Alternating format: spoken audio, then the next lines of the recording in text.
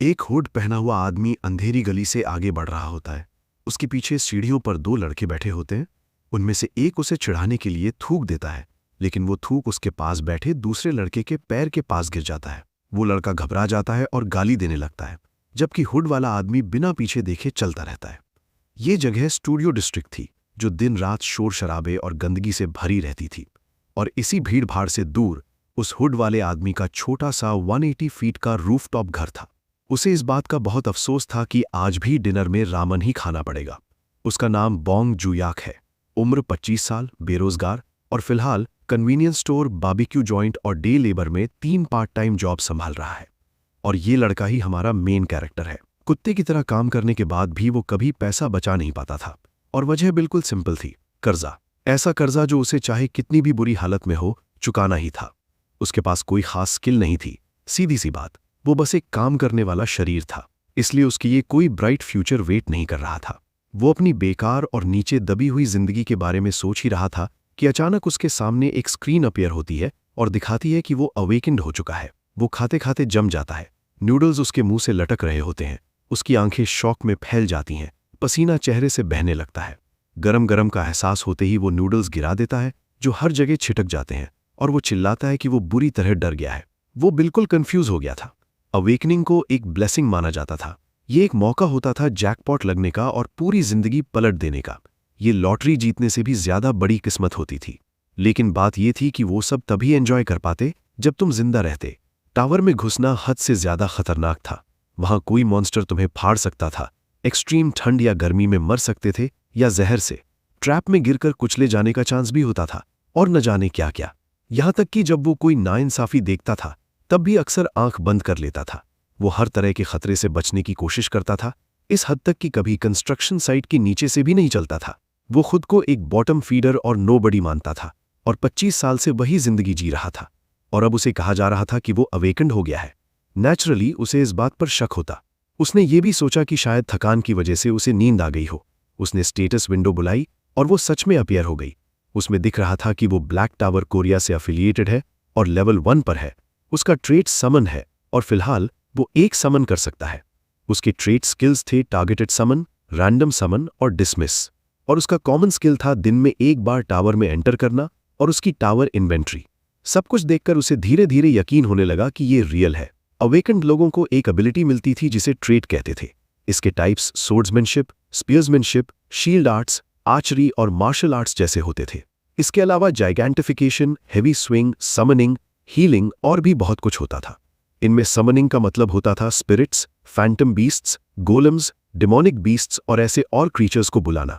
ये एक तरह से खास टाइप के समन्ड क्रीचर्स को कमांड करने की एबिलिटी होती थी।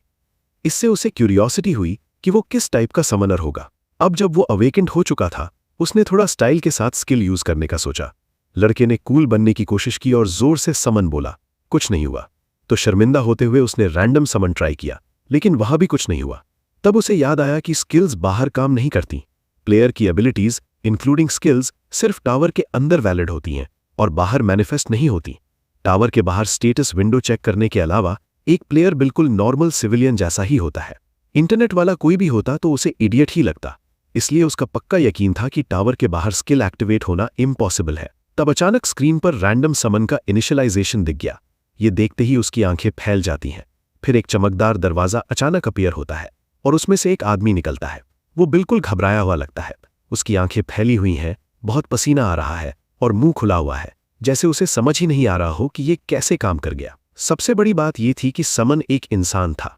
वो आदमी कहता है कि वो पूरी तरह से ह्यूमन है और सल्यूट करता है। जुयाक ये समझ ही नहीं पा रहा था कि बिना टावर के समन सक्सेसफुल हो गया।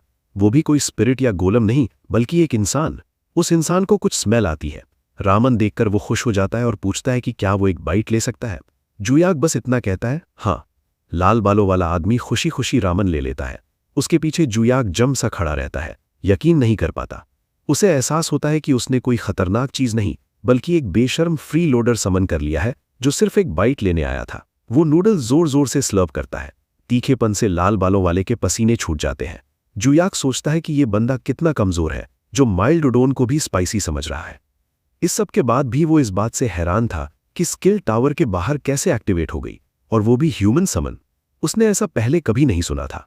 उसने स्टेटस विंडो खोली जिसमें दिख रहा था कि वो ह्यूमंस और डेमी ह्यूमंस समन कर सकता है जिनकी range R grade rare, SR grade super rare, SSR grade special super rare से लेकर LSSR legend special super rare तक है। इसके अलावा समनर और समन्ड के बीच हर सिचुएशन में बिना रुकावट कम्युनिकेशन पॉसिबल थी। ये जानकर उसे और ज्यादा सरप्राइज हुआ कि रेयर्स भी होते हैं। उसे लगा जैसे वो किसी गेम के कैरेक्टर्स पुल कर रहा हो। तब सिस्टम ने उसे बताया कि वो 3 मैंडेट्स से बाउंड है। समन्स के 3 मैंडेट्स थे। पहला, समन सबसे ऊपर समनर की जिंदगी की रक्षा करेगा। दूसरा, समन समनर के कमांड्स को पूरी तरह से ओबे करेगा। और तीसरा, अगर पहले और दूसरे मैंडेट में कॉन्फ्लिक्ट हो तो पहला मैंडेट ऊपर रहेगा। उसे एब्सोल्यूट ओबीडियंस का आइडिया पसंद आया। फिर उसे क्यूरियोसिटी हुई कि उसने जो इंसान समन किया है वो असल में कौन है। स्क्रीन पर डिटेल्स फ्लैश होती हैं। उसमें दिखाया गया कि वो क्रूएल गिल्ड का पागल असैसिन है और उसका नाम जॉन कसाक है। ग्रेड एसआर सुपर रेयर है और वो एक ह्यूमन असैसिन है। उसकी मैनिफेस्टेशन लिमिट 6 घंटे है बिना सैटिस्फैक्शन रेटिंग के, और डिसमिसल के बाद 3 घंटे का कूल डाउन लगता है। इसके अलावा वो क्रूएल असैसिन गिल्ड का सबसे बड़ा हेडेक है। सीधी बात में वो पूरा का पूरा लूनेटिक है, लेकिन उसका मिशन सक्सेस रेट 99% है। उसने 5th सर्कल डार्क मेज का असैसिनेशन भी सक्सेसफुली किया था। ये रैंडम इन्फॉर्मेशन जुयाक के दिमाग में भर जाती है और उसे दर्द महसूस होता है जब तक उसे कुछ और महसूस नहीं होता। वो जैसे खाली जगह से गिर रहा होता है। जमीन से टकराने से पहले ही वो एक असैसिन को आते हुए देखता है। वो खुद को संभालता है, लेकिन असैसिन उसे बिना देखे सीधा पार निकल जाता है। सीन देखकर उसे समझ आ जाता है कि ये क्या है। ये जॉन का पास था। वो काफी स्किल से कुछ लोगों के सर काट देता है, लेकिन बात अजीब ये थी कि वो उन सर को लाल रिबन से गिफ्ट की तरह लपेट देता था। शायद इसी वजह से उसे पागल कहा जाता था। जॉन पीछे मुड़कर देखता है। उसका एंड एक ही गलती की वजह से हुआ था। वो असैसिन टारगेट के रूम में गया था, लेकिन टारगेट एम्पायर का सबसे स्ट्रॉन्ग सोर्ड्समैन निकला। वो कुछ कर पाता उससे पहले ही उसका शरीर 2 टुकड़ों में कट चुका था, और वही उसकी आखिरी याद थी। वापस प्रेजेंट में जॉन जुयाक के पीछे आता है और पूछता है कि वो क्या सोच रहा था। इससे जुयाक बुरी तरह डर जाता है। वो घबराकर पीछे हटता है, पैर फिसल जाता है और बैलेंस खोते हुए सरप्राइज में चिल्लाता है। जॉन का उसे डराने का कोई इरादा नहीं था। वो बस पूछना चाहता था कि क्या उसके लिए कोई ऑर्डर है। जुयाक ने खुद को संभाला, खासकर जब क्लियरली लिखा था कि समन्ड समनर के कमांड्स को पूरी तरह से ओबे करते हैं। उसने गहरी सांस ली और उसे रामन का बर्तन साफ करने और टेबल पोंछने का ऑर्डर दिया। जॉन ने बिना किसी दिक्कत के ये सब फॉलो किया। जुयाक ने नोटिस किया कि वो बहुत तेज है और एक बार भी शिकायत नहीं करता। उसे समझ आ गया कि जॉन उसकी हर बात मानता है। उसने क्लियर करने के लिए पूछा कि क्या बेकार और अजीब ऑर्डर्स भी मना नहीं कर सकता। जॉन ने सीधा जवाब दिया कि वो अपने समनर के शब्दों को बिना शर्त मानता है। उसने टेस्ट करने के लिए उसे भौंकने को कहा।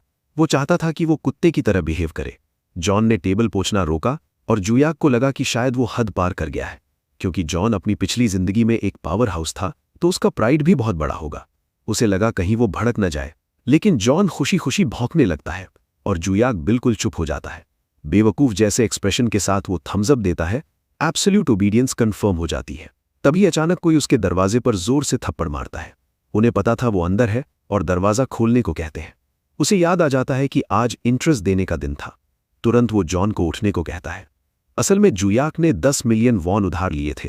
कोई बैंक उसे लोन देने को तैयार नहीं था, इसलिए मजबूरी में वो लोन शार्क के पास गया था।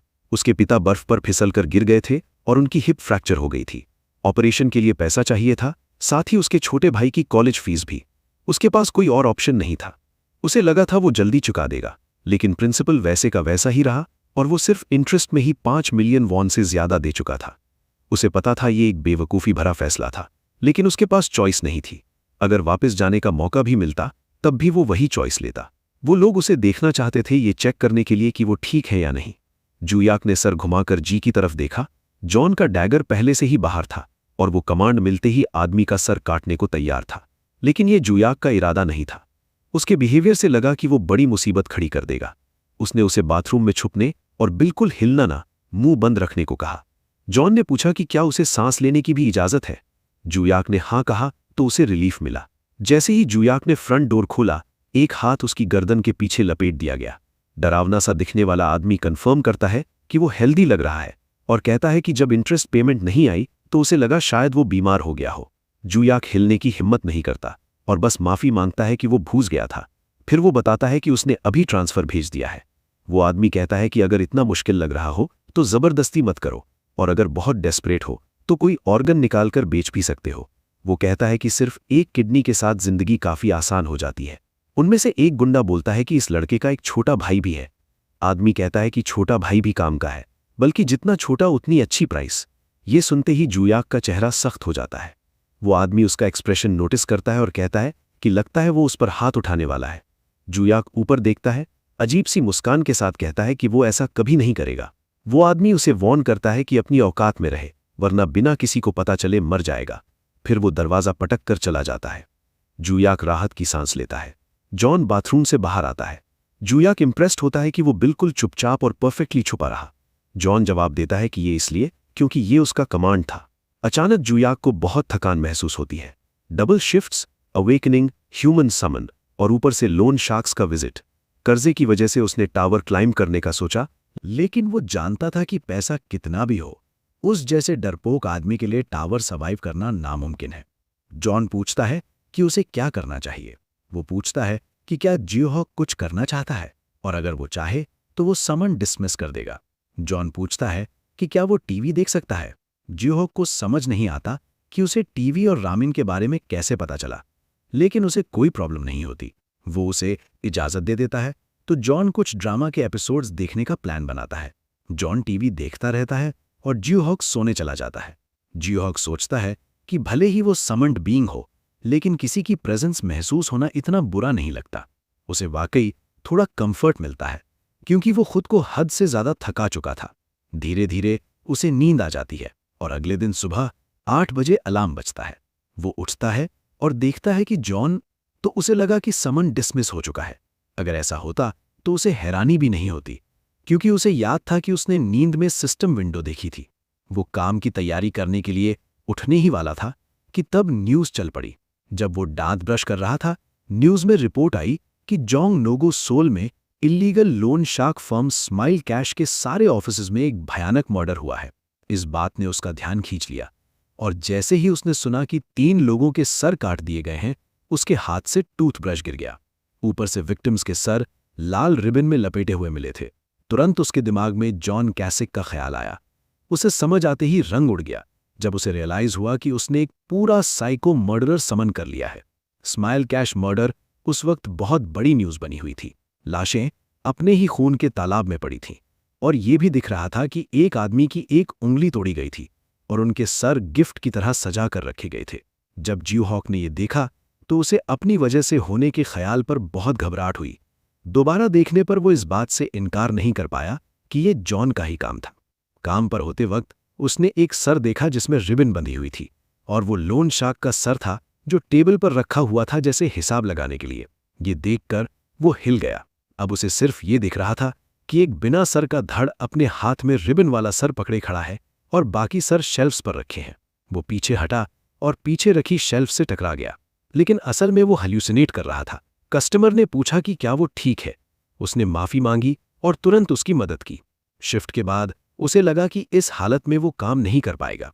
उसने डिसाइड किया कि कल अपनी सारी पार्ट टाइम जॉब से ब्रेक लेगा। वो सांस छोड़ता है और सोचता है कि कहीं लोग उसके घर की वजह से तो नहीं मर रहे। उसने जॉन की डिटेल्स देखी। कैटलॉग में उसे क्रूअल गिल्ड का क्रेजी असैसिन लिखा गया था और उसका रैंक सुपर रेयर था। Type human assassin, manifestation limit 6 घंटे, कोई सेटिस्फैक्शन रेटिंग नहीं, और रीसमन कूल डाउन 3 घंटे। जियोहॉक जानता था कि वो समनर को नुकसान नहीं पहुंचाएगा, लेकिन फिर भी उसे डर लग रहा था। उसने जॉन को समन करना चाहा, लेकिन स्क्रीन पर कुछ और ही दिख गया। उससे जॉन के लिए सेटिस्फैक्शन रेटिंग देने को कहा जा रहा था। तब उसे समझ आया कि कैटलॉग में वो चीज क्या थी। उसने उसे सिर्फ टीवी देखने को कहा था, लेकिन वो बिना ऑर्डर के ही मर्डर करके आ गया। इसलिए वो उसकी बदतमीजी के लिए उसे 1 स्टार देना चाहता था। गुस्से में उसने मिडिल फिंगर दिखाई, वही वो देना चाहता था। लेकिन फिर उसे लगा कि उसे इतना भी निर्दयी नहीं बनना चाहिए, इसलिए उसने 3 स्टार्स दे दिए।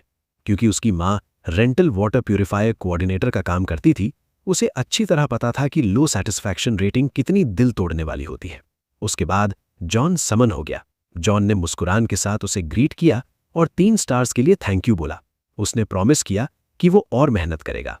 उसका मासूम चेहरा देखकर जियोहॉक को शक होने लगा कि क्या उसने सच में लोग मारे थे।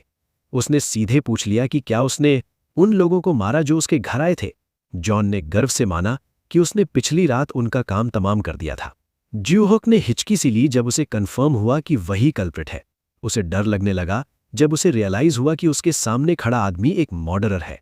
अचानक उसका पेट घूमने लगता है और दिल तेज धड़कने लगता है। उसने खुद को शांत किया क्योंकि उसे पूरा भरोसा था कि जॉन उसे नुकसान नहीं पहुंचाएगा। उसने पूछा कि उसे कैसे पता चला, जबकि उसे ऑफिस का एड्रेस भी नहीं पता था। जॉन ने बताया कि जब वो बदमाश उसके घर घुसे थे तब उसने उन पर मार्क ऑफ परस्यूट लगा दिया था। ज्यूहॉक ने सोचा कि शायद ये भी कोई स्किल हो। उसने पूछा कि वो इतनी दूर क्यों गया। जॉन ने रीजन दिया कि वो थ्रेट थे, इसलिए पहले ही निपटा देना बेहतर था। ज्यूहॉक ने आर्ग्यू किया कि उसने तो ऐसा ऑर्डर दिया ही नहीं था। तब जॉन ने बताया कि ये समन्स के 3 लॉज के आर्टिकल 3 की वजह से था, जिसमें लिखा था कि अगर लॉ 1 और लॉ 2 में कॉन्फ्लिक्ट हो तो लॉ 1 को प्रायोरिटी मिलेगी। सीधी बात में एब्सोल्यूट ओबीडियंस। लेकिन अगर समनर खतरे में हो तो बाकी चीजों को इग्नोर किया जा सकता है। ज्यूहॉक ने पूछा कि अगर समनर उसे मरने का ऑर्डर दे तो क्या वो मना करेगा। जॉन ने कहा कि हाँ, वो सही कह रहा है। उसने कहा कि यहां कोई रियल थ्रेट नहीं था, इसलिए ये आर्बिट्ररी जजमेंट था। जॉन ने माना कि आर्टिकल 3 को काफी ब्रॉडली इंटरप्रेट किया जा सकता है। जॉन की नज़र में वो बदमाश रिस्क फैक्टर थे जो फ्यूचर में कभी ना कभी समनर की जान को खतरा पहुंचाते, इसलिए ये बिल्कुल रीजनेबल जजमेंट था। ज्यूहॉक ने कहा कि ये साइको जैसा है। उसे तुरंत रियलाइज हुआ कि उसने क्या कह दिया और माफी मांगी। जॉन को कोई प्रॉब्लम नहीं थी क्योंकि वो ऐसे शब्द पहले भी बहुत सुन चुका था। ऐसा नहीं है कि ज्यूहॉक समझता नहीं, लेकिन ये एक बहुत ही डेंजरस सिचुएशन बन सकती थी। जैसे अगर वो जॉन के साथ सड़क पर चल रहा हो और गलती से किसी गुंडे से कंधा टकरा जाए और वो बंदा धमकी दे दे, मरना है क्या, आंखें निकाल लूंगा, लेकिन असल में वो करने का इरादा ना रखता हो। लेकिन जॉन के इंटरप्रिटेशन के हिसाब से उस बंदे का सर रिबन के साथ अलग हो चुका होता। वो इसी उलझन में था। जॉन ने माना कि वो गलत था। उसने पूछा कि वो अचानक घुटनों पर क्यों बैठ गया। ज्यूहॉक ने समझाया कि मर्डर उसके फायदे के लिए नहीं था, बल्कि इससे और भी मुश्किल सिचुएशन बन सकती है। जॉन ने कहा कि किसी को पता नहीं चलेगा। ज्यूहॉक ने उम्मीद की कि वो दोबारा ऐसा नहीं करेगा, लेकिन जॉन गारंटी नहीं कर पाया। तब ज्यूहॉक ने उसे प्रॉमिस करवाया कि वो सिर्फ तभी ऐसा करे जब सच में उसकी गर्दन पर चाकू लगा हो। वो नहीं चाहता था कि जॉन सिर्फ अंदाजों पर ऐसे काम करे। जॉन ने प्रॉमिस किया कि वो सिचुएशन को अच्छी तरह जज करेगा। उसका जवाब काफी एनर्जेटिक था। बात खत्म होने के बाद ज्यूहॉक ने कहा कि अब वो वापस जा सकता है, लेकिन जॉन ने एक बात छेड़ दी। उसने पूछा कि क्या वो टावर क्लाइंब नहीं करेगा। इस सवाल से ज्यूहॉक बिल्कुल ऑफ गार्ड हो गया। वो जानता था कि टावर क्लाइंब करना जिंदगी का एक ही मौका होता है, लेकिन वो डरता था और ये बहुत खतरनाक था। उसकी जान जा सकती थी। उसने पूछा कि क्या पहले किसी और समनर ने भी उसे ऐसे ही समन किया था। जॉन ने कहा कि हाँ, और वो आदमी बहुत स्ट्रांग और बहुत ही बहादुर था। ज्यूहॉक को शर्म महसूस हुई। उसे रियलाइज हुआ कि कुछ लोग अपनी अवेकनिंग का यूज दुनिया को बचाने के लिए करते हैं। उसने माना कि उसमें अपनी जान दांव पर लगाने की हिम्मत नहीं है। जॉन कुछ कहने ही वाला था कि ज्यूहॉक ने खुद को ही पैथेटिक कावर्ड कहकर रोक दिया, लेकिन जॉन ने कहा कि वो सबसे अच्छा समनर है। ये सुनकर ज्यूहॉक को बिल्कुल उम्मीद नहीं थी। जॉन ने बताया कि एक समनर की सबसे बड़ी वर्च्यू होती है सेफ्टी फर्स्ट। बहादुरी जहर जैसी होती है। बहादुर समनर खतरनाक होते हैं और कब मर जाएं पता नहीं चलता, और जब वो मर जाते हैं तो समंड भी बाहर नहीं आ पाते। जॉन ने उसे भरोसा दिलाया कि वो सारा गंदा काम खुद करेगा। उसने उसे एनकरेज किया कि वो सेफ खेले और लंबी उम्र तक जिंदा रहे। उस रात वो ठीक से सो नहीं पाया, टावर क्लाइंब करें या नहीं इस चिंता में। आखिर उसने सोचा कि टावर क्लाइंबिंग उसके लिए नहीं है। वो बस इस बात के लिए शुक्रगुजार रहना चाहता था कि कर्जा और कर्जा वसूलने वाले दोनों गायब हो गए। उसने प्लान बनाया कि वो सिर्फ सेफ और नॉर्मल काम करेगा, और अगर वो ऐसे ही मेहनत से जिंदगी जीता रहा तो सब ठीक हो जाएगा। तभी अचानक उसका फोन बजा। वो उसके पिता थे। उन्होंने पूछा कि क्या वो अपनी रिहैब ठीक से कर रहे हैं। उससे बताया गया कि उन्हें एक बड़े हॉस्पिटल में शिफ्ट होना पड़ेगा और उसकी मां की जॉब छूट रही है। उसके पिता ने कहा कि ज्यादा चिंता न करें, और उन्होंने बस इसलिए कॉल किया कि उसका कोई कॉन्ट्रैक्ट नहीं आ रहा था। उन्होंने कहा कि वो नेक्स्ट टाइम मिलने का टाइम निकालेगा और साथ में खाना खाएंगे। पिता ने उसे ओवरवर्क ना करने को कहा। कॉल खत्म हो गई और उसके तुरंत बाद उसने सेफ्टी पर्सनल का पूरा सेट पहन लिया। उसने खुद से कहा कि वो बस पहले फ्लोर पर थोड़ा सा देखकर तुरंत बाहर आ जाएगा, और अगर खतरा हुआ तो सीधा एग्जिट कर लेगा। टाइमिंग भी सही थी क्योंकि उसने अपनी सारी पार्ट टाइम जॉब से छुट्टी ले रखी थी। वो समन करने ही वाला था कि उसे याद आया कि जरूरी नहीं है कि वो उसी पागल जॉन को इंसिस्ट करे। उसने सोचा कि कुछ और समन करे और शायद कोई legendary special super rare rank निकल आए, लेकिन रैंडम समन अनअवेलेबल था। वो कूलडाउन पर था और अभी 28 दिन 11 घंटे 8 मिनट और 37 सेकंड बाकी थे। उसे पता ही नहीं था कि कूलडाउन 1 महीने का होता है, इसलिए उसके पास जॉन को ही समन करने के अलावा कोई चॉइस नहीं थी। वो सोचने लगा कि कहीं जॉन को पता तो नहीं चल गया कि वो किसी और को समन करना चाहता है। वो उसकी आंखों में देख भी नहीं पा रहा था। उसने जॉन को बताया कि वो टावर में एंटर करने वाले हैं। जॉन का पहला रिएक्शन था कि वो बहादुर है, लेकिन साथ ही उसने कहा कि इस प्लान को कैंसिल करो और बहादुर मत बनो। जियोहॉक ने अश्योर किया कि वो सिर्फ थोड़ा सा टेस्ट लेने जा रहा है और तुरंत बाहर आ जाएगा। जॉन ने कहा कि इन बेकार चीजों को छोड़ दो और वो खुद उसका टूल और हंटिंग डॉग बन जाएगा। वो टावर के अंदर सब कुछ संभाल लेगा और जियोहॉक को उंगली भी नहीं उठानी पड़ेगी। उससे पूछा गया कि क्या वो कोरिया ब्लैक टावर में एंटर करना चाहता है। फिलहाल एक्सेसिबल फ्लोर पहला फ्लोर था। उसने एंट्री कंफर्म की और ऐसा लगा जैसे वो गिर रहे हों। वो जोर जोर से चिल्लाया जब जॉन उसके कपड़ों को पकड़कर लटका हुआ था। अचानक सब कुछ बदल जाता है। ज्वैक एक चमकदार डिजिटल स्पेस में खींच लिया जाता है, जहां रोशनी और नंबर्स की धार उसके पास से गुजर रही होती है। ज्वैक डर के मारे हाफने लगता है। उसका चेहरा सफेद पड़ जाता है। आंखें जोर से बंद कर लेता है जब वो पैनिक करता है और चमकती स्पेस में खिंचता चला जाता है। जॉन उसे मजबूती से पकड़ लेता है और दोनों साथ नीचे गिरते हुए सेफली जमीन पर पहुंच जाते हैं। उसने देखा कि पहला फ्लोर पूरी तरह से एक वेस्टलैंड था। अचानक उसे उल्टी आने लगती है और वो साइड में वॉमिट कर देता है। जॉन पूछता है कि क्या वो ठीक है और कहता है कि वो जल्दी ही आदत डाल लेगा। उसके बाद जॉन आगे बढ़ता है और दोनों सेफ जोन से बाहर निकल जाते हैं। सिस्टम ने ज्वैक की फिजिकल एबिलिटीज को उसके लेवल के हिसाब से इंप्रूव कर दिया था। कैरेक्टरिस्टिक्स और कॉम्बैट स्किल्स उसके लिए अवेलेबल थे। अब उसे समझ आ रहा था कि प्लेयर होना कैसा लगता है। भले वो लेवल 1 था, लेकिन वो काफी स्ट्रांग महसूस कर रहा था। पहले फ्लोर का मिशन था 2 घंटे के अंदर 5 टफ स्किन फैटी ग्रब्स को हराना। अभी काउंट 0 आउट ऑफ 5 था और डेथ या मिशन फॉरफिट करने पर फेल माना जाता। जॉन ने उन्हें आगे देखा। ज्वैक जानता था कि पहला फ्लोर स्किल्स टेस्ट करने की जगह होती है। Tough skin fatty grub scarecrow जैसे कॉन्सेप्ट का मॉन्स्टर था। उसकी अटैक पावर लगभग ना के बराबर थी, लेकिन उसकी स्किन बहुत टफ होती है, इसलिए उसे मारना आसान नहीं होता। बाकी प्लेयर्स बेस्ट केस में लगभग 30 मिनट में एक पकड़ पाते थे, और अब वो एक प्लेयर है। उसने डिसाइड किया कि वो एक को पकड़ने की कोशिश करेगा। जॉन ने पूछा कि क्या बिना वजह खुद को सफर करने की कोई जरूरत है। ज्वैक एक के पास बढ़ा, तब उसे याद आया कि उसके पास वेपन ही नहीं है।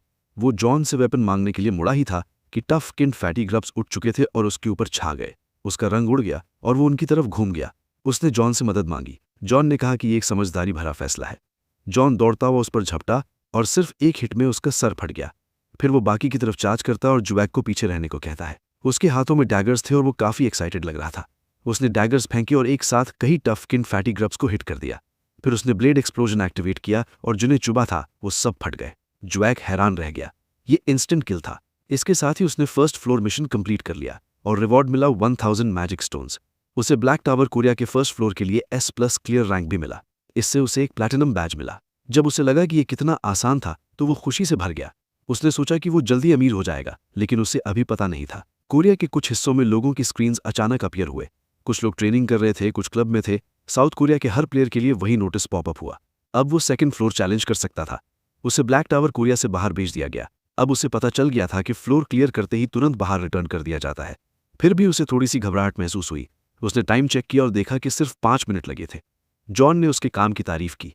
ज्वैक ने कहा कि उसने तो कुछ किया ही नहीं, बस खड़ा रहा, और जॉन ने कहा कि वही सही चीज थी। ज्वैक ने सुना था कि बाकी लोग बैरली कंप्लीट कर पाते हैं जब वो ग्रब्स को मार मार के थक जाते हैं, लेकिन यहां सब कुछ बहुत सिंपल था। उसने जो मैजिक स्टोन मिला था उसे चेक किया। असली चीज उसे पहली बार देख रहा था। मैजिक स्टोन करंट इंडस्ट्री में एक बहुत ही इंपॉर्टेंट रिसोर्स है, जिसके बिना काम नहीं चलता। टावर के शुरू के दिनों के मुकाबले अब उसकी प्राइस काफी गिर चुकी है। अब लगभग 100 ग्राम के 50,000 वॉन्ड मिलते हैं, क्योंकि पूरी दुनिया के देशों में ब्लैक टावर्स आए हुए 20 साल हो चुके थे। आम लोगों को टावर्स के बारे में बेसिक कॉमन सेंस होता है, लेकिन प्लैटिनम बैच का नाम उसने कभी नहीं सुना था। लेकिन फिर भी वो फुल पंप था, क्योंकि सिर्फ 3 मिनट में उसने 50,000 वॉन्ड कमा लिए थे। जॉन ड्रामा देखने चला गया। ज्वैक ने खाना ऑर्डर किया और जॉन को साथ खाने के लिए बुलाया। जॉन ने खाने की खुशबू ली। उसने पूछा, क्या ये स्पाइसी जोगबाल है? ज्वैक ने कहा कि उसने रेगुलर जोगबाल ऑर्डर किया है, क्योंकि जॉन ने कहा था कि वो स्पाइसी नहीं खा सकता, लेकिन फिर भी उसे तीखा स्मेल आ रहा था। ज्वैक को रियलाइज हुआ कि जॉन की स्पाइसी टॉलरेंस बिल्कुल 0 है। जॉन खुशी खुशी खाने लगा और उसकी मेहरबानी के लिए थैंक्स बोला। ज्वैक सोचता है कि क्या ये बोलने का उसका नॉर्मल तरीका है। जॉन ने पूछा उसका क्या मतलब है, तो ज्वैक ने समझाया कि वो सुमदा और इमदा जैसे एंडिंग्स शॉर्ट कर देता है। उसने बताया कि इसलिए है क्योंकि वो अपने पिछले समनर के साथ काफी टाइम तक रहा था। ज्वैक को समझ आ गया कि ये कुछ एक्स बॉयफ्रेंड के इन्फ्लुएंस जैसा है। इनके केस में ये एक्स समनर का इन्फ्लुएंस था। जॉन ने कहा कि अगर सुनने में अजीब लगता हो तो वो ठीक कर लेगा। ज्वैक ने कहा कि उसे ये सुनना मजेदार लगता है। ज्वैक को पूरा यकीन हो गया था कि टावर बिल्कुल भी डेंजरस नहीं है या फिर ये डुएबल है। अगले दिन सुबह उसने अपना alpha males daily routine post किया। ये उसका स्केड्यूल था। दिन में कन्वीनियंस स्टोर, रात को चारकोल ग्रिल रेस्टोरेंट। बीच में जो वो पार्ट टाइम लेबर जॉब करता था उसे उसने छोड़ने का फैसला किया। उसके बजाय वो सीधा घर जाएगा और जॉन के साथ टावर क्लियरिंग करेगा। उस दिन उसने फिर से जॉन को समन किया, जिससे फिर से 5 स्टार रेटिंग मिली। ज्वैक ने माना कि अगर वो 10 पॉइंट्स दे सकता होता तो वो भी दे देता। जॉन खुश था कि वो सैटिस्फाइड है। उसने पूछा कि क्या सैटिस्फैक्शन रेटिंग इंपॉर्टेंट होती है। जॉन ने समझाया कि रेटिंग जितनी अच्छी होती है उतनी ज्यादा बेनिफिट्स मिलते हैं, जैसे मैनिफेस्टेशन टाइम बढ़ना, रैंक इंक्रीज होना और कॉल्स मिलने का चांस भी बढ़ जाता है। वो ब्लैक टावर कोरिया के 2nd फ्लोर में एंटर हुए। 2nd फ्लोर मिशन था 10 क्विक विटेड फैटी ग्रब्स को हराना। टाइम लिमिट 2 घंटे की थी और करंट स्टेटस 0 आउट ऑफ 10 था। अगर वो मर गया या मिशन छोड़ दिया तो फेल माना जाता। उसे रियलाइज हुआ कि 2nd फ्लोर के ग्रब्स ट्रिकी होते हैं क्योंकि वो हर जगह मूव करते रहते हैं और उसकी सोच से ज्यादा फास्ट होते हैं। उसने पूछा कि 2nd फ्लोर पर उसे क्या करना चाहिए। जॉन ने कहा कि उसकी जरूरत ही नहीं पड़ेगी क्योंकि 3 मिनट में काम खत्म हो जाएगा। उसने कहा कि वो जल्दी निपटा देगा और उसे घर एस्कॉर्ट करेगा। ज्वैक ने सजेस्ट किया कि वापस जाकर चिकन खाएंगे और बियर भी पिएंगे। जॉन ने उसके लिए थैंक्स बोला और फिर वो क्विक विटेड फैटी ग्रब्स काटने चला गया। ज्वैक को ये पूरा सीन इनसेन लगा। उसने 2nd फ्लोर मिशन कंप्लीट कर लिया और लेवल अप हो गया। रिवॉर्ड मिला 200 ग्राम मैजिक स्टोन। उसे नोटिफाई किया गया कि उसने ब्लैक टावर कोरिया के 2nd फ्लोर पर S++ क्लियर रैंक अचीव किया है। उसे एक और प्लैटिनम बैज मिला। फिर से S+ मिलने पर उसे लगा कि क्या इतना आसान होना अलाउड है। सब कुछ इतना फास्ट हो रहा था कि वो सुबह के पार्ट टाइम जॉब से पहले अंदर जाकर बाहर आ सकता था। अगले दिन उन्होंने 3rd फ्लोर मिशन किया, जिसमें 10 आइस कोल्ड फैटी ग्रब्स को हराना था। जॉन ने कहा कि उसकी लैंडिंग इंप्रूव हो गई है और कुछ ही मिनट में उन्होंने 3rd फ्लोर मिशन कंप्लीट कर लिया। रिवॉर्ड मिला 300 ग्राम मैजिक स्टोन और फिर से ब्लैक टावर कोरिया के 3rd फ्लोर पर S+ क्लियर रैंक। उसे एक और प्लैटिनम बैज मिला और वही सक्सेस 4th फ्लोर पर भी हुआ। 5th फ्लोर पर भी सेम चीज रिपीट हुई। उसने 5 S+ rank platinum badges collect कर लिए थे और इससे उसे एक स्पेशल पर्क मिलता था। ये स्पेशल पर्क था अवेकनिंग ट्रेट एनहांसमेंट। इस इफेक्ट की वजह से साइमल्टेनियस समन्स की गिनती 2 हो गई थी। स्टेटस स्क्रीन में दिख रहा था कि ज्वैक अब लेवल 6 पर है और वो एक साथ 2 समन कर सकता है। उसका कैटलॉग खाली था। उसके ट्रेट स्किल्स थे डेजिग्नेटेड समन, रैंडम समन, समन रिलीज। जनरल स्किल्स थे दिन में एक बार टावर एंट्री और टावर एक्सक्लूसिव इन्वेंट्री। उसके पास कोई कॉम्बैट स्किल्स नहीं थे। इसका मतलब यह था कि वो अपने साथ एक और बंदा रख सकता है। जब सिर्फ जॉन ही सब कुछ बुलडोज कर रहा था तब उसे रियलाइज हुआ कि S+ क्लियर रिवॉर्ड कितना ज्यादा पावरफुल है। यह आगे जाकर एक लॉन्ग टर्म बैटल बन सकता है और वो काफी ज्यादा सेफ रहेगा। उसके पास रैंडम समन दोबारा यूज करने के लिए 20 दिन बचे थे। उसने तब तक रुकने का फैसला किया। फिर 20 दिन बाद तीनों साथ जा सकते थे। जब तक वो फ्री राइड एंजॉय करेगा वो दोनों आगे बढ़ते रहेंगे और कल 6th फ्लोर की क्लाइंबिंग थी। अगले दिन हानामोंग Seoul, Republic of Korea Awakener management administration में काउच पर बैठे 2 आदमी जैसे किसी चीज का वेट कर रहे थे। एक आदमी सोच रहा था कि ये सुबह आएगा या शाम को या रात को। सूट पहनी हुई एक औरत उसके पास आई और पूछा कि क्या वो अनाउंसमेंट का वेट कर रहे हैं। वो चौंक गया। उसका चेहरा लाल हो गया और उसने कहा कि लोगों को ऐसे पढ़ना बंद करें। ये आदमी ज्ञान ग्वांगिल है, अवेकनर मैनेजमेंट एडमिनिस्ट्रेशन का टीम लीडर, और वो औरत ली मिन है, अवेकनर मैनेजमेंट एडमिनिस्ट्रेशन की डेप्यूटी डायरेक्टर। उसने पूछा क्या कोई नया अनाउंसमेंट आया है। उसने हाँ कहा और बताया कि ब्लैक टावर कोरिया के 6th फ्लोर पर S+ रैंक क्लियर हुआ है। ब्लैक टावर के ग्लोबल अनाउंसमेंट्स लेटली लगातार आ रहे थे और हर एक में S++ रैंक क्लियर की खबर होती थी। ग्वांगिल समझ गया कि ये जरूर एक ही बंदा है। फ्लोर्स 1 से लेकर 5 तक ऑर्डर में क्लियर हुए थे, इसलिए उसे पूरा यकीन था कि ये अनप्रेसिडेंटेड ओवरवेलमिंग टैलेंट का मालिक है। और जब वो सोच रहा था कि हर फ्लोर S+ रैंक से क्लियर हो रहा है तभी किसी ने टेबल पर जोर से हाथ मारा। ये पार्क ग्यायोंगू था, अवेकनर मैनेजमेंट एडमिनिस्ट्रेशन का डायरेक्टर। उसने कहा कि कोरिया में सबसे ऊपर रैंक A था। उन्हें पता ही नहीं था कि उससे ऊपर भी रैंक्स एग्जिस्ट करती हैं या S+ क्लियर पर ग्लोबल अनाउंसमेंट होता है। आजकल इंटरनेशनल सोसाइटी में प्लेयर नेचुरलाइजेशन काफी कॉमन हो चुकी थी। पीछे से सीक्रेट अबडक्शंस भी हो रहे थे, इसीलिए किसी और कंट्री के हाथ लगने से पहले उन्हें उस प्लेयर को तुरंत ढूंढना था। उसने ऑर्डर दिया कि हर नए रजिस्टर्ड प्लेयर पर नजर रखी जाए। 2 दिन बाद ज्वैक का टारगेट 8th फ्लोर था। वो खुश था कि बिना किसी दिक्कत के रोज एक फ्लोर क्लियर कर पा रहा है। 10th फ्लोर तक ये बिगिनर्स जोन होता है, इसलिए सब कुछ स्मूथ चल रहा था। वो फ्लोर एक स्वॉर्म था और मिशन था 10 रेड थॉर्न फ्रॉग वॉरियर्स को हराना। फ्रॉग वॉरियर्स ने अटैक किया। जॉन ने अपना डैगर निकाला और पल भर में उन वॉरियर्स को पल भर में लगातार काट डाला। सिस्टम ने ज्वैक को 8th फ्लोर मिशन कंप्लीट होने की नोटिफिकेशन दी। रिवॉर्ड मिला 800 ग्राम मैजिक स्टोन और 5 टावर एक्सक्लूसिव हीलिंग पोशंस। उसने ब्लैक टावर कोरिया के 8th फ्लोर पर S+ रैंक अचीव किया। उसे एक और प्लैटिनम बैज मिला। जॉन ने उसकी तारीफ की, लेकिन वो तो रोज कुछ भी नहीं कर रहा था। जॉन ने कहा कि टावर में एंटर करना ही सबसे मुश्किल पार्ट होता है। उसने कहा कि उसकी वजह से ही वो इतनी आसानी से क्लाइंब कर पा रहे हैं। जॉन ने उसे याद दिलाया कि गार्ड डाउन ना करे, क्योंकि लेट 10th फ्लोर्स के बाद इतना ईजी नहीं होगा। फिर से सिर्फ 3 मिनट का क्लियर था, इसलिए जोश ने उसे गिफ्ट देने का सोचा।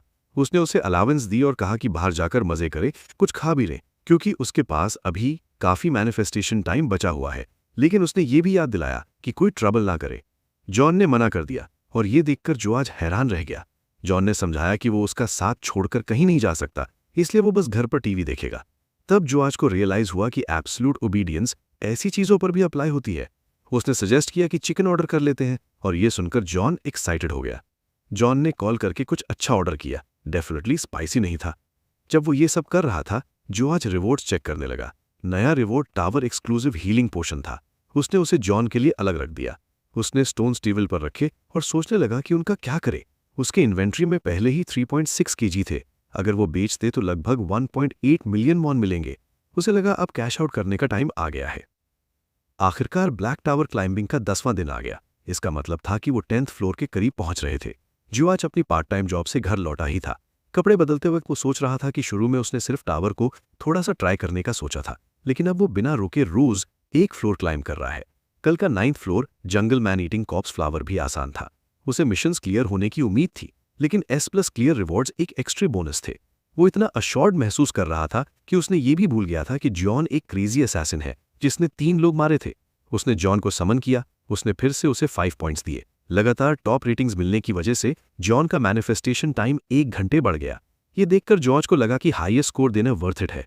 जॉन ने अपनी बाहों से एक बड़ा सा हार्ट बनाया और थैंक्स बोला। अब वो उसे 1 घंटा और सपोर्ट कर सकता था। वो ब्लैक टावर कोरिया में एंटर हुए। उसके लेवल के हिसाब से फिजिकल एबिलिटीज इन्हांस हो चुकी थीं और ट्रेड और कॉम्बैट स्किल्स अवेलेबल हो गए थे। 10th फ्लोर के आसपास आते ही उसे ये सब क्लियरली महसूस होने लगा। ये टावर के अंदर फिजिकल एबिलिटीज के रिकैलिब्रेशन की वजह से था। उसके अंदर ताकत भर रही थी और नीचे पेट में कोई अजीब सी माना घूम रही थी। उसे लगा जैसे वो एक बेकाबू जंगली घोड़ा बन गया हो। खुद को ऐसा देखकर उसने कॉन्फिडेंस के साथ जॉन से कहा कि वो भी मदद करेगा। जॉन नहीं चाहता था। अगर उसे जरा सी भी खरोच आ जाती तो जॉन उसका सर जमीन पर पटक देता, लेकिन वो जिद करता रहा क्योंकि अब वो एक वाइल्ड हॉर्स था।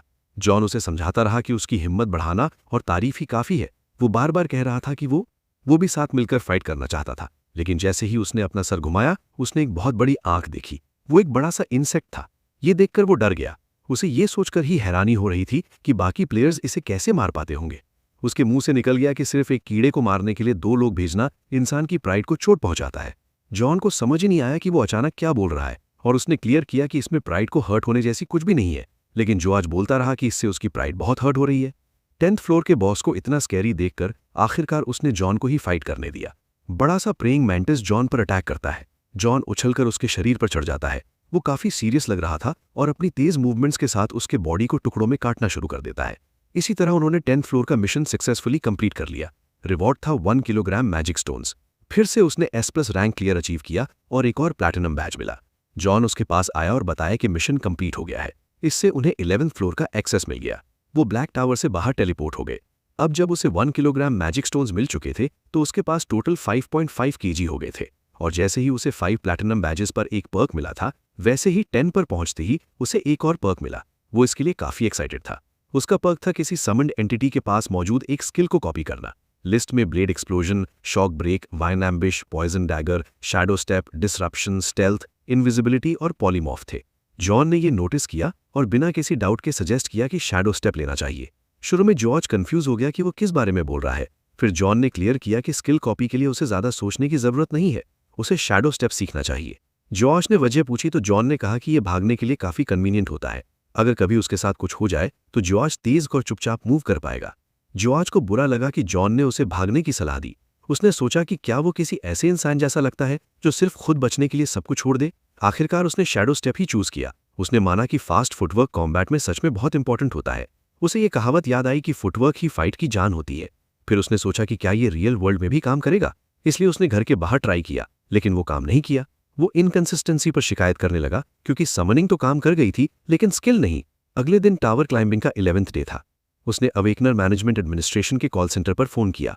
उसने रिपोर्ट किया कि वो अवेकेंड हो चुका है। उसे बधाई दी गई और बताया गया कि गवर्नमेंट स्टाफ उसे सपोर्ट देने के लिए उसके घर आएगा। वो अपना एड्रेस बताता उससे पहले ही उन्होंने कंफर्म कर दिया कि वो थोड़ी देर में पहुंच रहे हैं। एक नॉर्मल सिटीजन के तौर पर अवेकनर एडमिनिस्ट्रेशन से कांटेक्ट करके मैजिक स्टोन्स बेचने के बाद उसे काफी थकान महसूस हुई। ये उसकी 25 साल की जिंदगी का सबसे बहादुर डिसीजन था। इसी बीच अवेकनर एडमिनिस्ट्रेशन के स्टाफ बाहर पहुंच चुके थे। डायरेक्टर ली ग्वांगिल के साथ गाड़ी में आए। ग्वांगिल ने कल डाइगो से कांटेक्ट करने वाले अवेकनर के बारे में पूछा। ली ने कहा कि उसे नहीं लगता कि वो S+ रिकॉर्ड का ओनर है।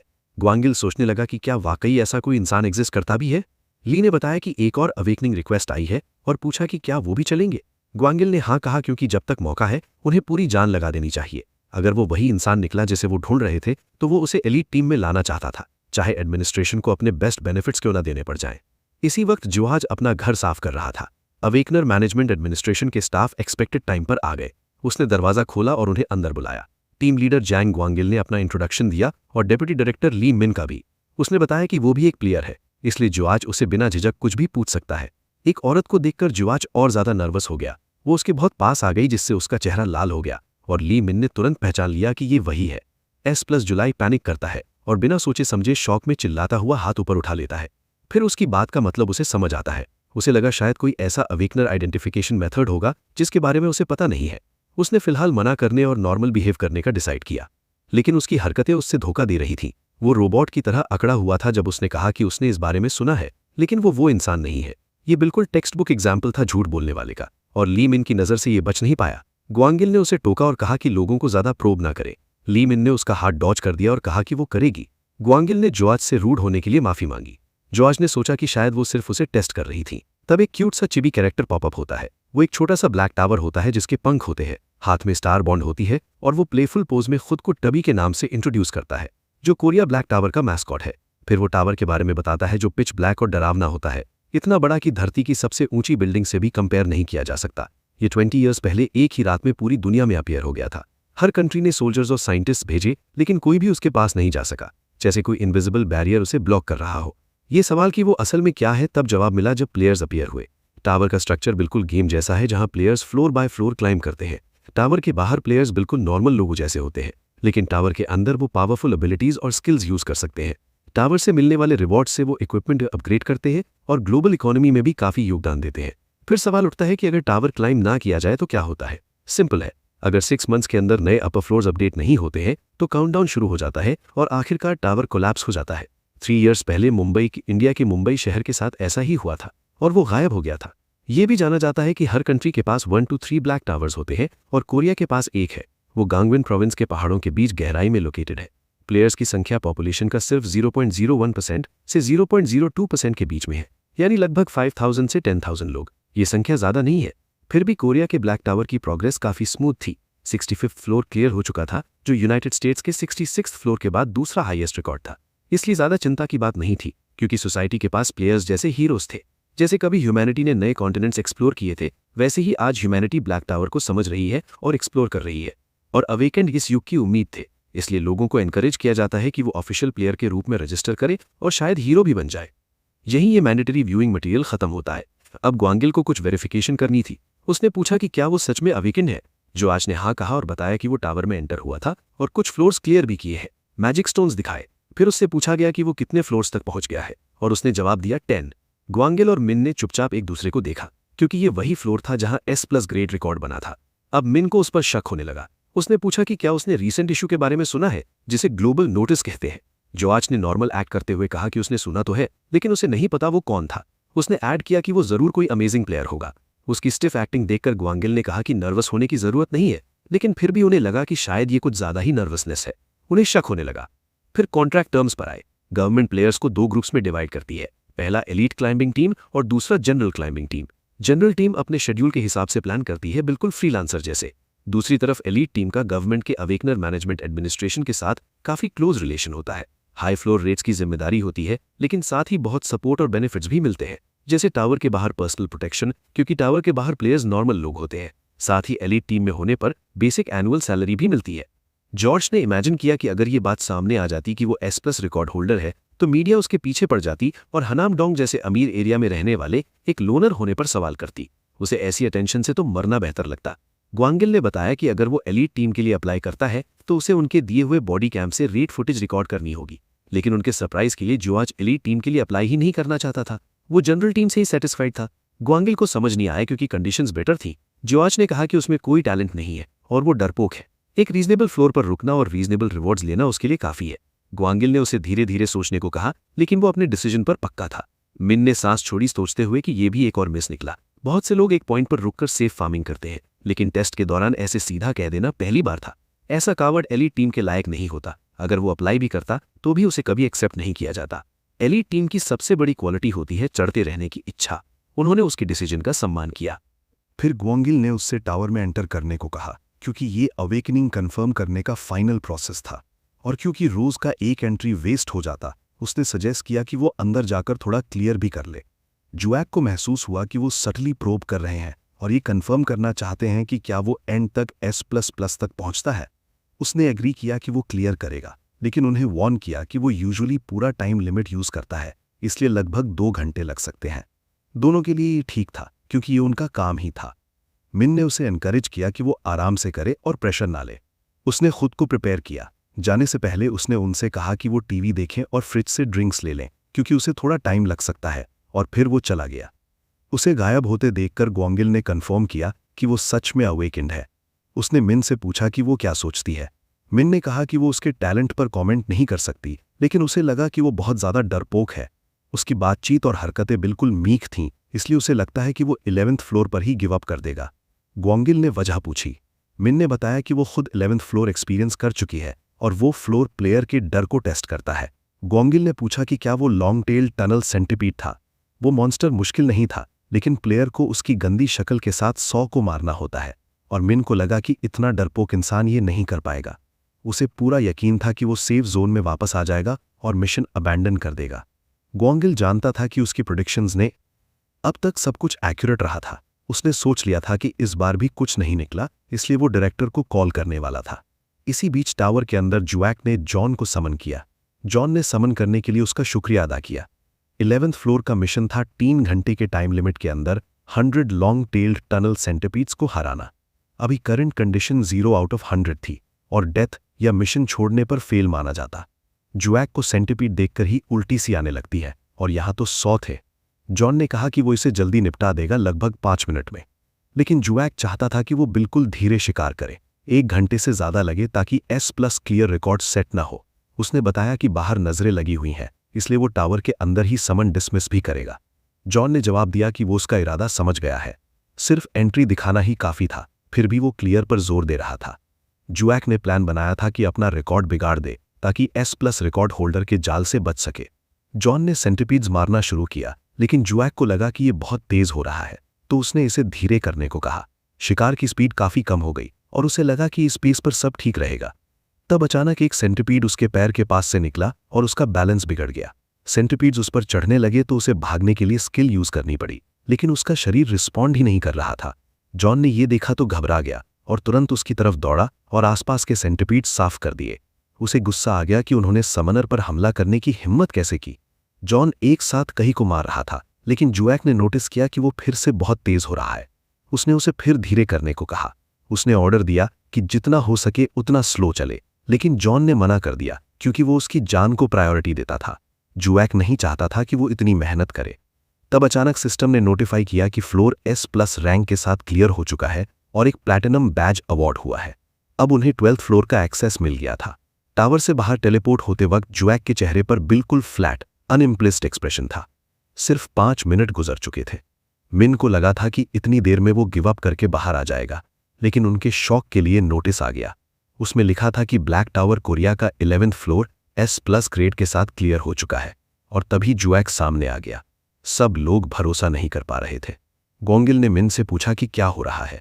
उसने धीरे से कहा कि बिल्कुल उसी पल जब जुएक दिखा, 11th फ्लोर का S+ ग्रेड पॉपअप हो गया। लेकिन कुछ तो गड़बड़ थी। हमारा लड़का बहुत सीरियस लग रहा था। अचानक जुएक ने खुद से कहा कि वो इतनी दूर तक नहीं जाना चाहता था। अपने समन के पीछे खड़े होते हुए जुएक ने कहा, तुम दोनों को चुप कराना पड़ेगा। उसने जॉन को तुरंत उन दोनों को बांधने का ऑर्डर दिया, लेकिन जॉन ने उनके सर काट दिए। ये देखकर जुएक जोर से चिल्लाया। वो डर गया और पूछने लगा कि किसने सर काटने को कहा था। रिबन में लपेटे हुए सर जैसे उसे बुला रहे थे, और वो बार बार माफी मांग रहा था, लेकिन ये सब सिर्फ उसकी हेलुसिनेशन थी। असल में वो सब शांत बैठे थे, और अचानक जुएक को ठंडे पसीने आने लगे। उसे समझ आया कि उसे बिना जाने ही डिल्यूजन हो गया था। उसने खुद को संभाला। ग्वांगिल ने फिर से कहा कि एलीट टीम को उस जैसे टैलेंट की सख्त जरूरत है। जुएक ने जबरदस्ती एक अजीब सी मुस्कान बनाई। वो पसीने से भीगा हुआ, क्लियरली नर्वस था, तेज तेज बोल रहा था और सब कुछ मिसअंडरस्टैंडिंग बताने की कोशिश कर रहा था। उसने सजेस्ट किया कि शायद किसी और प्लेयर के 11th फ्लोर क्लियर के साथ ओवरलैप हो गया हो। ग्वांगिल ने कहा कि टाइमिंग बहुत परफेक्ट है। जुएक जिद करता रहा कि ये सिर्फ कोइंसिडेंस है और ये वो नहीं था। ग्वांगिल ने फिर पूछा कि क्या ये सच में वो नहीं था, और जुएक ने हाँ कहा। आखिरकार ग्वांगिल ने गिव अप कर दिया और बोला कि अवेकनिंग कंफर्म हो चुकी है तो वो कॉन्ट्रैक्ट तैयार करेगा। लेकिन जुएक को शॉक लगा जब उसे एलीट कॉन्ट्रैक्ट मिला, जबकि उसने क्लियरली जनरल कॉन्ट्रैक्ट मांगा था। ग्वांगिल ने बताया कि ये नॉर्मल केसेस से बिल्कुल अलग डायमेंशन का कॉन्ट्रैक्ट है। ये इंडस्ट्री का एक ही अल्ट्रा एलीट कॉन्ट्रैक्ट है। इसमें 12 billion won annual salary, real estate, VIP protocol और फुल सिक्योरिटी शामिल है। इसके ऊपर इम्यूनिटी प्रिविलेज भी है। इस लेवल पर प्लेयर लगभग लॉ से ऊपर हो जाता। जुएक को लगा ये तो प्रैक्टिकली नोबेलिटी है। उसे बताया गया कि अभी ये बेनिफिट सिर्फ कोरिया के नंबर 1 रैंक्ड प्लेयर यू चुलिन को मिलता है। ग्वांगिल ने कहा कि एक बार देख ले, इसमें नेशन के सारे पॉसिबल बेनिफिट्स शामिल हैं। लेकिन जुएक ने सीधा मना कर दिया। वो पक्का था कि अगर जनरल कॉन्ट्रैक्ट नहीं मिला तो वो प्लेयर ही नहीं बनेगा। ग्वांगिल ने पूछा कि वो इतनी सख्ती से मना क्यों कर रहा है। जुएक ने कहा कि उसे अटेंशन से नफरत है। अटेंशन बर्डन बन जाता है और बर्डन स्ट्रेस देता है जो दिल पर भारी पड़ता है। तब उन्हें समझ आया कि वो एक एक्सट्रीम इंट्रोवर्ट है और भले ही टावर क्लाइंबिंग फन हो, वो सिर्फ 11th फ्लोर पर है और फ्यूचर बहुत अनसर्टन है। ग्वांगिल को लगा कि फिलहाल पीछे हटना ही बेहतर होगा। उसने जनरल कॉन्ट्रैक्ट पर प्रोसीड करने के लिए हाँ कर दी। जुएक जानता था कि अगर दूसरे लोग देखें तो फ्रस्ट्रेट हो जाएंगे और कहेंगे कि वो एलीट कॉन्ट्रैक्ट पर साइन करके बेनिफिट्स के साथ क्लाइंब क्यों नहीं कर रहा। लेकिन एलीट कॉन्ट्रैक्ट के साथ उतनी ही बड़ी जिम्मेदारी भी होती है। चाहे प्लेयर रुकना भी चाहे, वो नहीं रुक सकता, क्योंकि एलीट टीम सिर्फ उन अपर फ्लोर्स के लिए होती है जो अभी तक क्लियर नहीं हुए, और वो ऐसा बोझ नहीं चाहता। बस इतना काफी था कि वो पहले से थोड़ी ज्यादा आराम से जी सके। सोल हनामडोंग अवेकनिंग मैनेजमेंट ब्यूरो में डायरेक्टर पार्क को इंटरिम रिपोर्ट से अलग इन्फॉर्मेशन मिली। ग्वांगिल ने बताया कि जुएक एक डरपोक प्लेयर है जिसमें क्लाइंब करने की विल ही नहीं है। डायरेक्टर ने कंफर्म किया कि क्या ऐसा इंसान S+ रैंक अचीवर हो सकता है। ग्वांगिल ने हाँ कहा। डायरेक्टर समझ ही नहीं पा रहा था कि हो क्या रहा है। उसने माना कि जुएक की पर्सनैलिटी ही काफी अजीब है, इतनी ज्यादा टिमिड की रेयर लगती है। डायरेक्टर पार्क ने पूछा कि क्या उनसे गलत आदमी पकड़ा गया है, लेकिन मीना ने कहा कि ये इम्पॉसिबल है। टाइमिंग बिल्कुल परफेक्ट मैच कर रही थी। डायरेक्टर पार्क ने कहा कि एक्सेप्शनल टैलेंट के सामने टिमिड होना मैटर नहीं करता। वो चाहते थे कि किसी भी तरह उसे एलीट टीम में घसीट कर लाया जाए। ग्वांगिल ने इस टास्क को सीरियसली ले लिया। इसी बीच जुएक गुस्से से भरा हुआ था, क्योंकि वो पहले ही मना कर चुका था। वो जॉन को डांट रहा था। वो गुस्से का नाटक कर रहा था, लेकिन इससे वो थक रहा था। उसने वार्निंग दी कि अगर उसने एक बार और ऐसा किया तो कोई रहम नहीं होगा। वो ब्लैक टावर कोरिया के 12th फ्लोर में एंटर हुए। मिशन था 3 आवर्स के टाइम लिमिट के अंदर 20 आइस स्नो आइसिकल वीजल्स को हराना। जुएक ने जॉन को समन किया और याद दिलाया कि बिल्कुल धीरे रहना है। जॉन ने खुशी खुशी हाँ बोला तो जुएक को लगा कि इस बार वो उसे ट्रस्ट कर सकता है। अगर अब नॉर्मल तरीके से क्लियर करेगा तो मैनेजमेंट ब्यूरो का इंटरेस्ट भी धीरे धीरे खत्म हो जाएगा। लेकिन जगह बहुत ज्यादा ठंडी थी। वो तैयारी करके आया था, फिर भी ठंड उसकी सोच से ज्यादा थी। वो बर्दाश्त करने की कोशिश कर रहा था, लेकिन जॉन ने उसका रंग देखा। जॉन घबरा गया और पूछा कि क्या वो ठीक है। जुएक ने कहा कि बर्दाश्त हो रहा है। तुरंत जॉन ने प्रॉमिस किया कि वो जल्दी खत्म करेगा और उसे किसी गर्म जगह ले जाएगा। जुएक कहने ही वाला था कि वो ठीक है और धीरे करना चाहिए, लेकिन जॉन पहले ही भाग चुका था। जॉन ने कहा कि अगर वो केयरफुल नहीं रहा तो उसे सर्दी लग जाएगी, और सर्दी एक इनक्योरेबल डिजीज है, इसलिए उसकी जान खतरे में है। ये सोचकर उसने मॉन्स्टर्स को एक एक करके फुल स्पीड में मारना शुरू कर दिया। सिस्टम ने नोटिफाई किया कि उसने 15 प्लैटिनम बैजेस कलेक्ट करने पर एक पर्क अर्न किया है। ये पर्क एक आइटम था जिसका नाम एनर्जी शील्ड किट था, जो टावर इन्वेंट्री में भेज दिया गया। MC ने तुरंत ब्रेसलेट पहन लिया। ये एनर्जी शील्ड किट यूजर को एक शील्ड देता है जो डैमेज अब्जॉर्ब करता है। जब ये एक सर्टेन अमाउंट अब्जॉर्ब कर लेता है तो गायब हो जाता है और 5 घंटे के बाद ही दोबारा यूज हो सकता है। इसकी इफेक्टिवनेस लेवल के साथ स्केल करती है। धीरे धीरे एक बैरियर उसके अराउंड बन गया। ये practically full suit of armour जैसा था, और क्योंकि इसमें टावर एक्सक्लूसिव मॉडिफायर नहीं था, इसका मतलब वो रियल वर्ल्ड में भी इस शील्ड को यूज कर सकता था। उसने सोचा ये कितने में बिकेगा। उसने अंदाजा लगाया कि लगभग 2 से 3 बिलियन वॉन तक का हो सकता है। एक पल के लिए उसने सोचा कि इसे तुरंत बेचकर टावर क्लाइंबिंग से रिटायर हो जाए, लेकिन फिर उसे लगा कि और ऊपर जाने पर शायद और भी बेटर रिवॉर्ड्स मिलेंगे। एक्साइटेड होते हुए उसने जॉन से पूछा कि क्या वो 16th फ्लोर को तुरंत S+ रैंक के साथ क्लियर कर सकते हैं। जॉन ने कहा क्लियर पॉसिबल है, लेकिन वॉर्न किया कि S+ रैंक गारंटी नहीं कर सकता।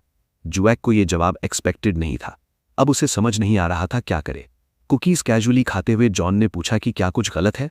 जुएक फिर से ब्रेसलेट बेचने के बारे में सोचने लगा। इसी बीच डायरेक्टर पार्क टेंशन में आ गया क्योंकि काफी टाइम से S+ क्लियर्स के ग्लोबल अनाउंसमेंट्स बंद हो गए थे।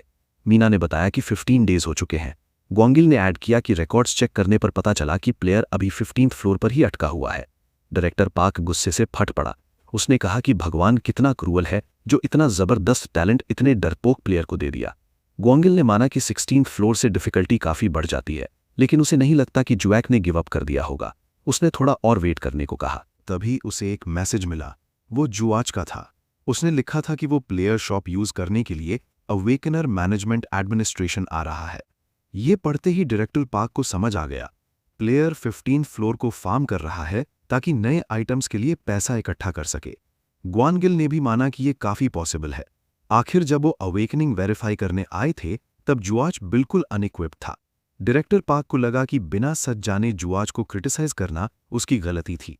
उसने ऑर्डर दिया कि जब जुआच आए उसे गिव अवे प्राइस पर जो चाहे खरीदने दिया जाए। उसे 15 दिन पहले के अपने जजमेंट पर अफसोस हो रहा था। इसी वक्त जून का रंग उड़ गया और वो बहुत ज्यादा पसीना बहाने लगा। जुआच की रिक्वेस्ट सुनकर जुआच चाहता था कि जोन उसे अपने डैगर से चुभो दे। जोन को लगा जैसे उसे टॉर्चर किया जा रहा हो। उसने कहा कि अगर जुआच अनहैप्पी है तो उसे सीधा मार ही दे। जुआच ने समझाया कि वो बस चेक करना चाहता था कि एनर्जी शील्ड सही से काम करता है या नहीं। ऐसा नहीं था कि उसने जोन से उसे मारने को कहा हो।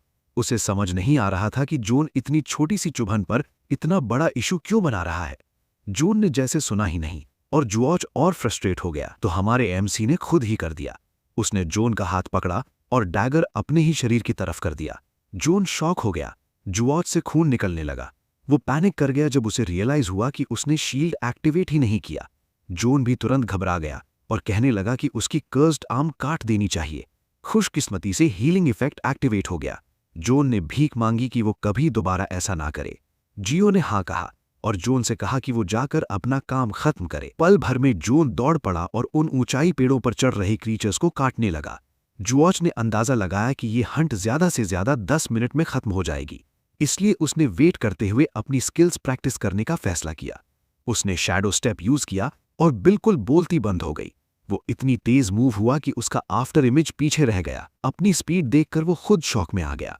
अब उसे समझ आया कि ये फीलिंग कैसी होती है और ये भी क्लियर हो गया कि जोन उसे पहले ये स्किल क्यों सिखाना चाहता था। इसके साथ वो बिल्कुल फ्रीली मूव कर सकता था। भागने के लिए तो ये परफेक्ट था। तब अचानक किसी चीज ने उसका ध्यान खींच लिया। वो एक गॉब्लिन था। वो घिसक कर भागने की कोशिश कर रहा था।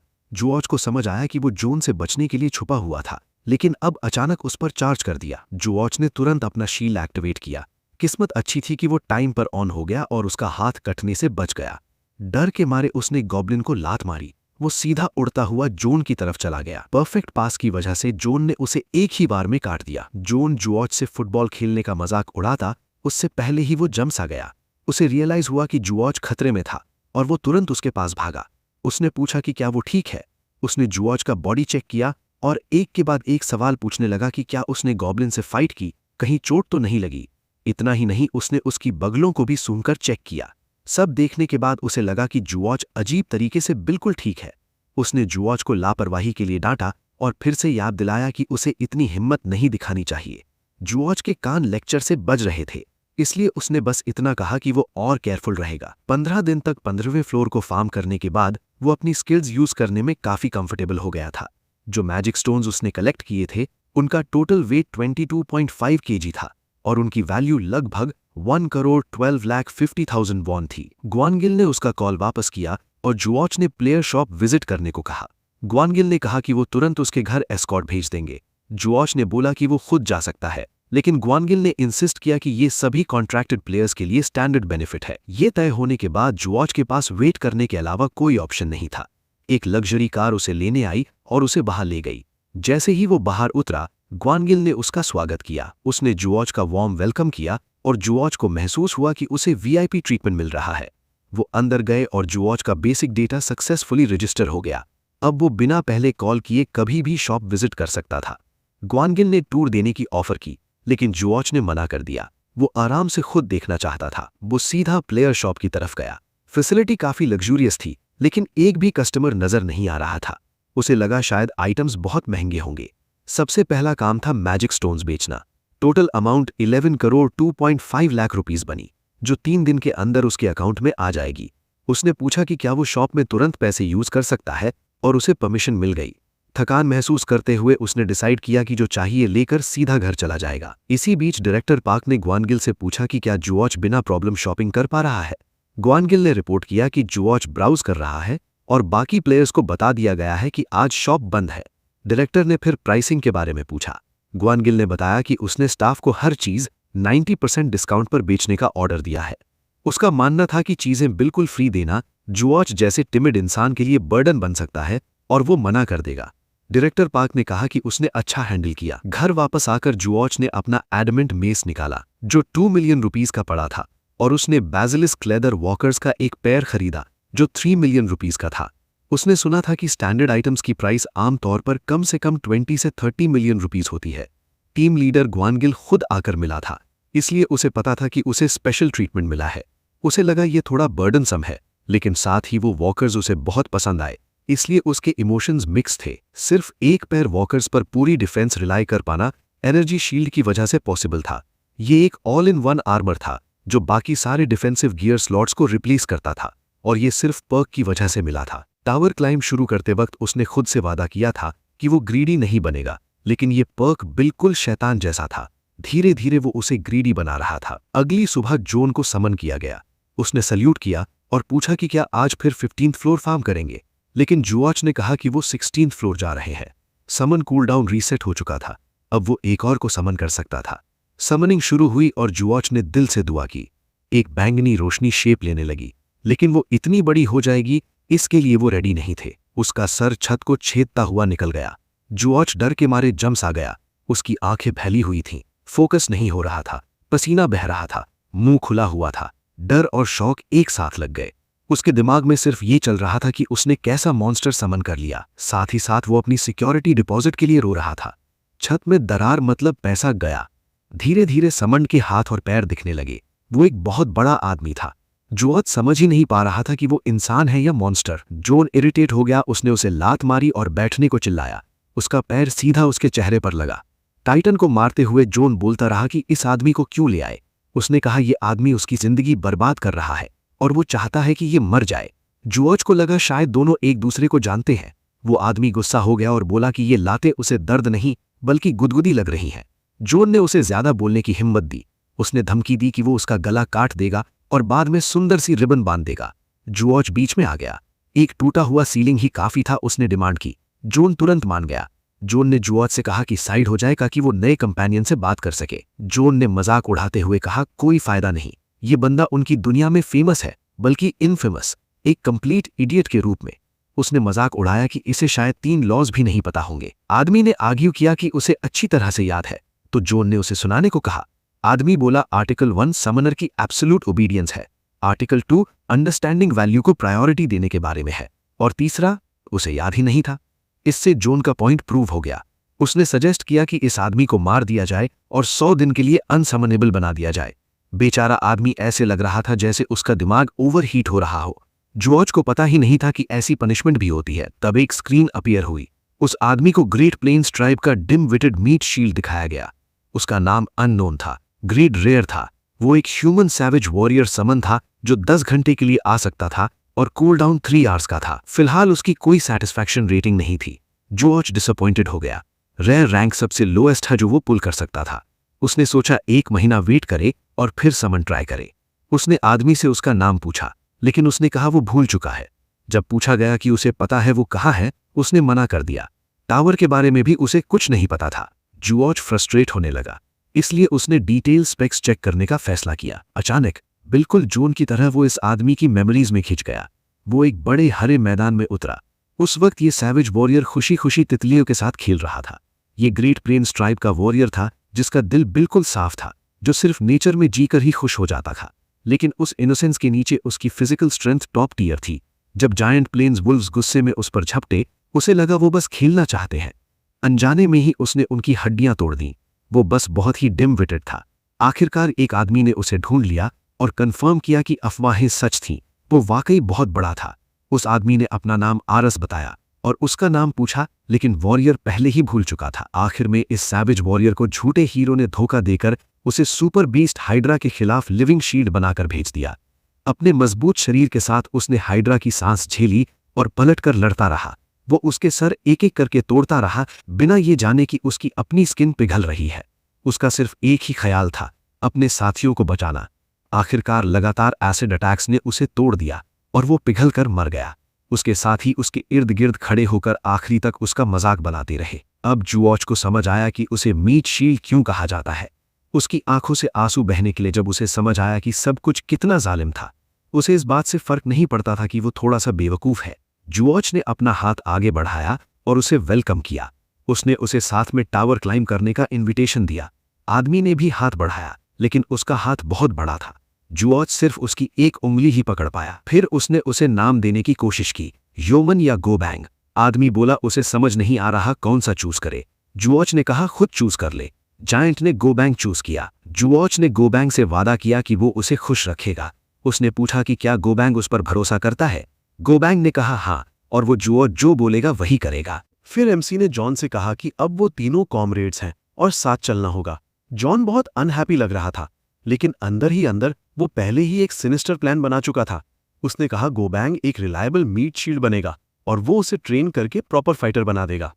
ये तय होने के बाद जुबाक ने कहा कि वो तीनों मिलकर 16th फ्लोर क्लाइंब करेंगे। गोबैंग जोर से बोला, यस सर। जॉन ने लेट जवाब देने पर गोबैंग के पैर पर पैर मार दिया। गोबैंग ने तुरंत जॉन का टोन कॉपी किया, जो उसे और ज्यादा इरिटेट कर गया। अब पार्टी में एक डरपोक एवरेज प्लेयर, एक पागल असैसिन और एक बहुत ही डिम विटेड मीट शील्ड था। पेपर पर यह एक डिजास्टर जैसा लग रहा था। वो कुरिया ब्लैक टावर के 16th फ्लोर में एंटर हुए। उनके फिजिकल स्टैट्स करंट लेवल के हिसाब से एडजस्ट हो गए और ट्रेड्स और कॉम्बैट स्किल्स अवेलेबल हो गए।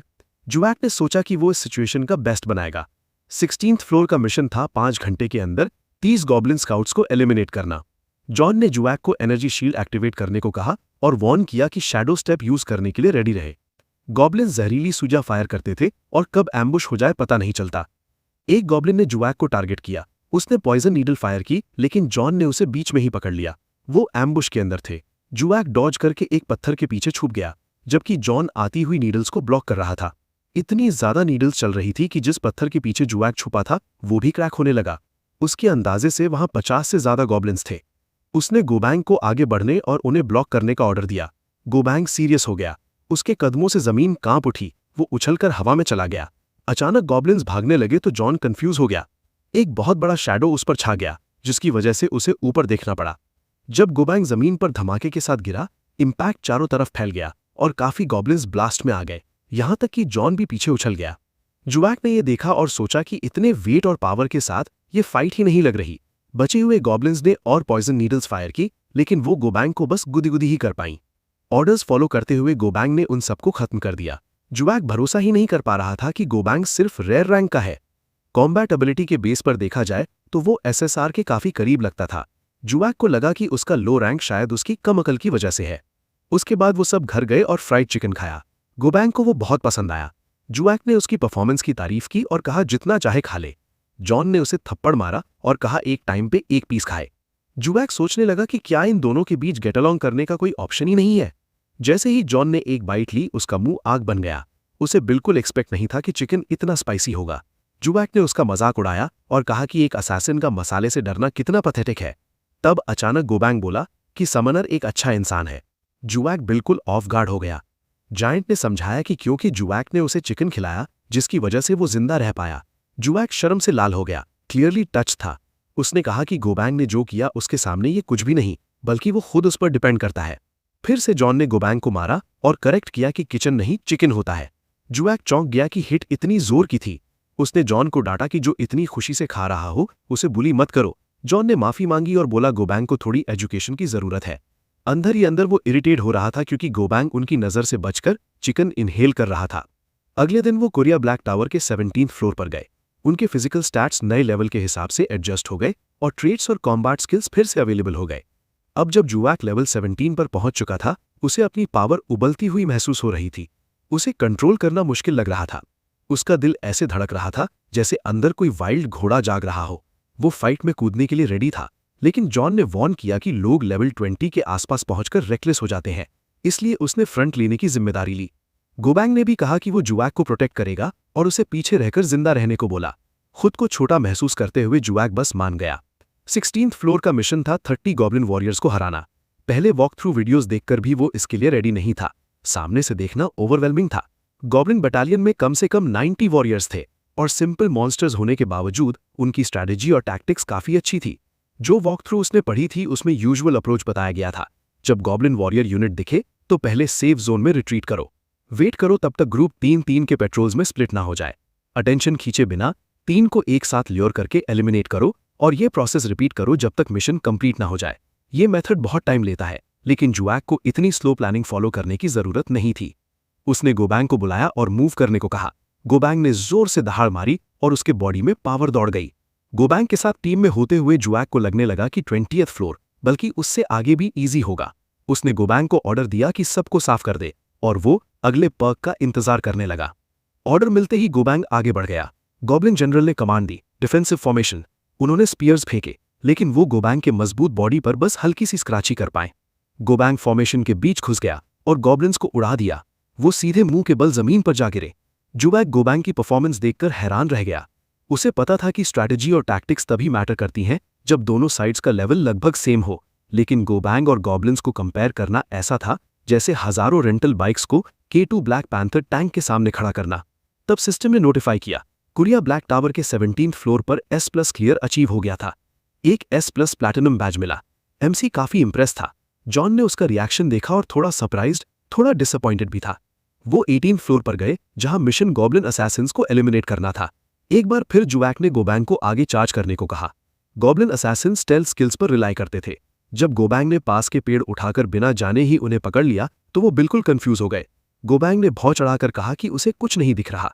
जुवैक को तुरंत समझ आ गया कि ये फ्लोर उतना ईजी नहीं होगा जितना वो सोच रहा था। गोबैंग ने गॉब्लिन्स को बाहर आने को चिल्लाया। जॉन की हंसी जंगल में गूंज उठी। उसने जुवैक का मजाक उड़ाया और कहा कि वो काफी टाइम से उसके क्लूलेस मीट शील्ड स्ट्रैटेजी को देखकर परेशान था। अब उसकी आंखों को एक रियल स्ट्रैटेजी से साफ करने का टाइम आया है। गॉब्लिन्स की स्टेल्थ उसके सामने काम नहीं कर पाई। उसने शैडो स्टेप यूज किया। पल भर में वो उन्हें काट चुका था। किल काउंट बढ़ता जा रहा था। MC इंप्रेस था। ये उसी का प्लान था कि दोनों मिलकर काम करें। गोबैंग आने के बाद से जॉन एंग्शियस था क्योंकि उसका रोल कम हो गया था। उनके बीच कंपटीशन पैदा करना जानबूझकर किया गया था और वो परफेक्टली काम कर गया। उसने सब कुछ ऐसे सेट किया था कि वो खुद को पुश करे और ज्यादा बैजेस इकट्ठा करे। उसे पर्क्स के जरिए अपनी एबिलिटीज बूस्ट करनी थी और वो लगभग लेवल 18 पर पहुंच गया था।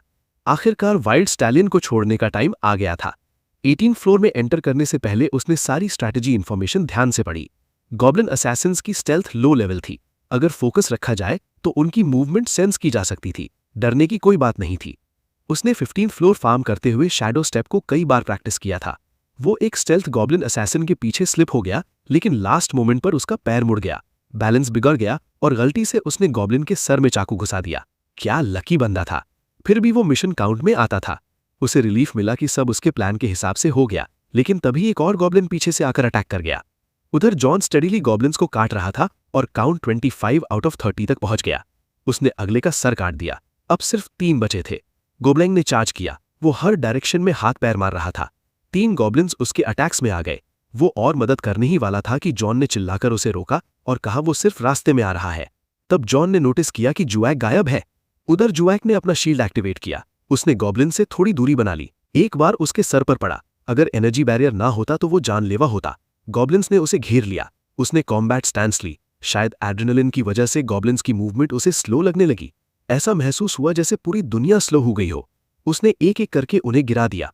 उसके बाद सिस्टम ने नोटिफाई किया कि उसने कुरिया ब्लैक टावर के 18th फ्लोर पर S++ रैंक अचीव कर लिया था।